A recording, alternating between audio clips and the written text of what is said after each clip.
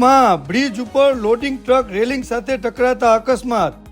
દીવ ઘોઘલા બ્રિજના ધોરા ઉપર loading truck GJ12BW 4326 નો ગુટકો અચાનક તૂટી જતા આ ટ્રક બ્રિજની રેલિંગ સાથે ધડાકાભેર ટકરાયો.